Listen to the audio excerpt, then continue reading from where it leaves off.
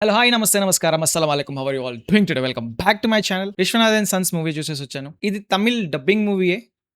కానీ ప్రాపర్‌గా డబ్బింగ్ చేసి రిలీజ్ చేసిన మూవీ అని చెప్పొచ్చు. 'సూర్య' గారికైతే ఇది పర్ఫెక్ట్‌లీ ఏజ్ అప్రోప్రియేట్ మూవీ. ఆయన గూడా చేశారు. కొన్ని సీన్స్‌లో ఎమోషనల్ సీన్స్‌లో మాత్రం పెర్ఫార్మన్స్ బాగా ఇచ్చారు. ఇక మూవీ అయితే నాకనిపించింది ఎట్లా ఏజ్ గ్యాప్ ఇదంతా ఎక్స్‌ప్లోర్ చేస్తున్నారు ఈ మూవీ మీద. ఆ ఏజ్ గ్యాప్ కాన్సెప్ట్ టచ్ చేస్తున్నారు. ఎలా చేస్తారు అనుకున్నా కానీ మూవీని వెంకీ అట్లూరి డైరెక్టర్ గారు పర్ఫెక్ట్‌గా డాట్స్ అని కనెక్ట్ చేస్తూ లాజికల్ గానే తీశారు. సో ఎక్కడ కూడా ఇలా ఎందుకుంది? ఇదేంటి? అనే క్వెషన్ గాని, ఒక థాట్ గాని మైండ్‌లోకి రానివ్వకుండా బాగా తీశారు. మూవీ స్టార్టింగ్‌లో గ్లింప్సెస్ ఆఫ్ 'గజిని' కనిపించాయి నాకు. ఆయన పేరు సంజయ్ మూవీలో. అలాగే కొన్ని నోట్స్ రాసుకుంటూ ఉంటారు. సో అలా కొంచెం కనెక్ట్ అయింది అక్కడ స్టార్టింగ్‌లో. ఇది ఫ్యామిలీ మూవీ అని చెప్పొచ్చు. యూత్ ఆడియన్సెస్‌కి అంతగా I don't think it will work. సింపుల్‌గా స్టోరీలోకొస్తే హీరో బాగా రిచ్, మంచోడు, అచీవర్ బాగా. అమ్మాయి హీరోకి హెల్ప్ చేస్తుంది. తర్వాత హీరోకి పడిపోతుంది. వెంట తిరుగుతుంది. లాస్ట్‌కి కలుస్తారా లేదా అనేది సింపుల్‌గా స్టోరీ. ఇందులో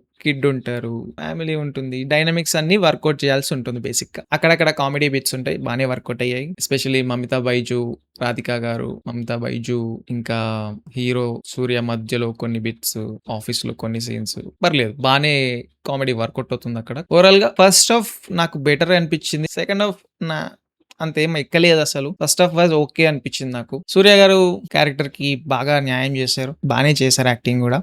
పెర్ఫార్మన్స్ యాజ్ ఇంతకుముందు చెప్పినట్టు ఎమోషనల్ సీన్‌లో చేశారు. అక్కడక్కడ చిన్న కూల్ డాన్స్ మూవ్స్ కూడా చూసాం సాంగ్స్‌లో. అన్నెసెసరీ సాంగ్స్ అనుకో బట్ స్టిల్ కొన్ని టెంప్లేటెడ్ ఫైట్స్ చూసాం. అన్నెసెసరీ అవి గూడా బట్ కేటరింగ్ టు ఫ్యాన్స్ అనుకోండి ఇంకా. అది గూడా ఉన్నాయి. బానే చేశారు. అవసరమా అంటే లేదు. But still okay. చెల్తా. మమితా బైజుకొస్తే షీ వాజ్ ఎక్సెప్షనల్. చాలా బాగా పెర్ఫార్మ్ చేశారు. ఎలా చేశారు అంటే ఈ క్యారెక్టర్ తన కోసమే రాసారేమో. ఈ క్యారెక్టర్‌లో తను మాత్రమే చేయగలదు. ఇంకెవరు చేయలేరేమో. ఆ ఫీలింగ్ వస్తది.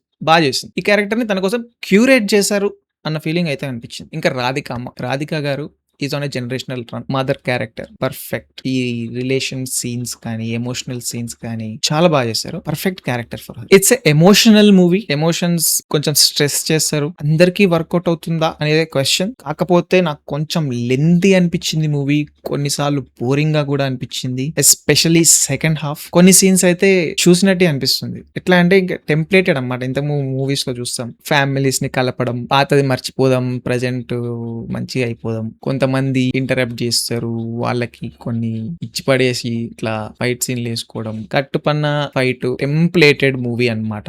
Templated, not total templated movie, templated scenes అనుకోండి. కొంచెం నాన్న కొంచెం ఊపిరి అది కూడా అనిపించింది. మిక్స్ ఏమో అన్న ఫీలింగ్ అయితే వచ్చింది. కాన్సెప్ట్ అయితే కొత్తదే. But the way it was handled felt like we have seen it already అనమాట. ఇంతకుముందు చూసినమేమో ఇలాంటిది అన్న ఫీలింగ్ అయితే కలుగుతుంది. ఇంకా మ్యూజిక్ గురించి వస్తే మ్యూజిక్ ఈజ్ వెరీ నామినల్. పెద్దగా హైలైటింగ్‌గా ఏం లేదు. పెద్దగా నోటీస్ చేయగలిగే అంత కూడా ఏం లేదు. ఆ ఒక్క సాంగ్ 'బటర్‌ఫ్లై' సాంగ్ ఒక్కటి కొంచెం నడిచింది. బానే ఉంది అది కూడా. ఓకే. ఓవరాల్‌గా చెప్తే ఈ మూవీ నాట్ ఫర్ ఎవ్రీవన్ అంట. నాకైతే ఓకే. ఓకే. యావరేజ్. అంత ఎక్కలేదు. అందరికి నచ్చదు అని నా ఫీలింగ్. ఇక నాగవంశి గారు ప్రొడ్యూస్ చేసినట్టున్నారు ఈ మూవీని గూడా.